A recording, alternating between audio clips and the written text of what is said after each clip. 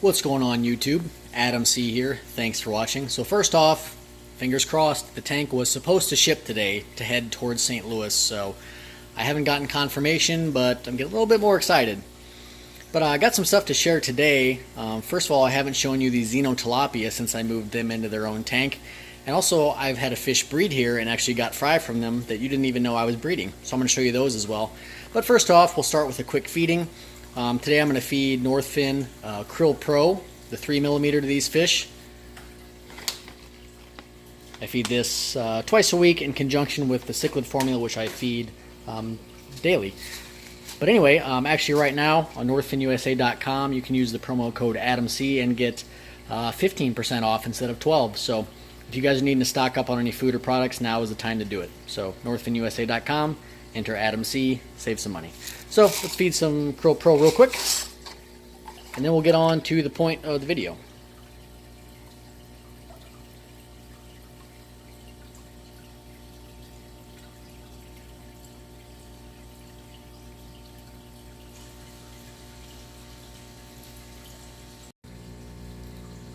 So here we are at my mini Tanganyika tank.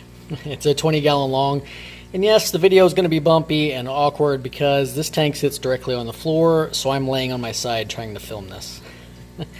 It's not ideal. I turned the sponge filter off so you can hear me because the sponge filter, the pump is super obnoxious. But anyway, if you guys remember, a couple months ago I picked up 8 Xeno tilapia, Bathyphyllus cacasi yellow. Easy for me to say. I added them into the tank. They were too small. They almost got eaten, but I managed to rescue them out on time.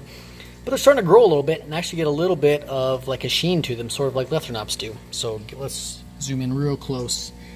If you look closely on their dorsal fins, if I can get them into the light, you can see a little bit of shimmer. They have some blue, a little bit of green. I'll add a picture of what an adult in breeding mode would look like along in this video so you can see that real quick. None of them will look at me. But you can see a little bit of shimmer starting to form on them.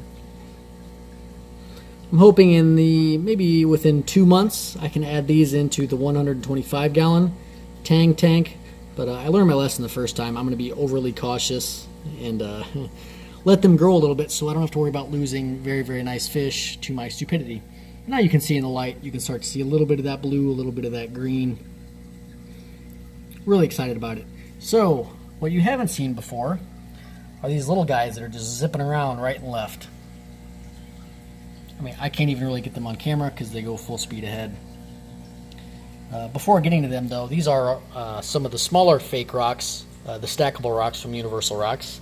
Got these from Jay Wilson over at Universal, and they do great for little tanks like this. Not very expensive. They're not heavy at all. They make a nice little habitat. These guys really enjoy it. But what these guys are is Nathochromis pfefferi. They're like a Tanganyikan hap. Again, I'll include a picture of the male breeder, the actual male that I have in my 125 that is the father of these fish.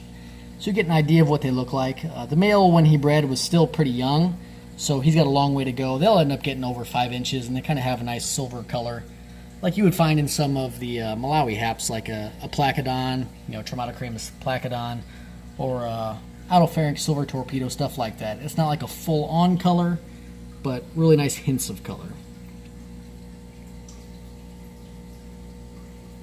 Here's a little bit of blue on him.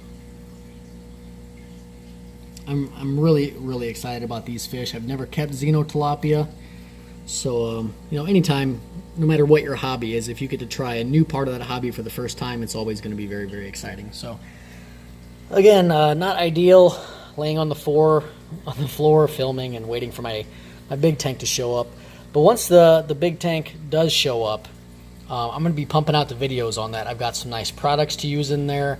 I've got a nice concept of what I'd like to do, so I really think you'll enjoy it. So hopefully you hang around long enough through some of these videos in between to get to the really good ones. So I hope you guys enjoyed this video. Certainly plenty of updates on these guys to come. The reason I'm not showing the Tanganyikan tank as much, the 125, is I have a lot more fish coming to fill that tank out, along with some more rocks from Universal Rocks. So I don't want to show it to you until I've got it completely finished off how I want it.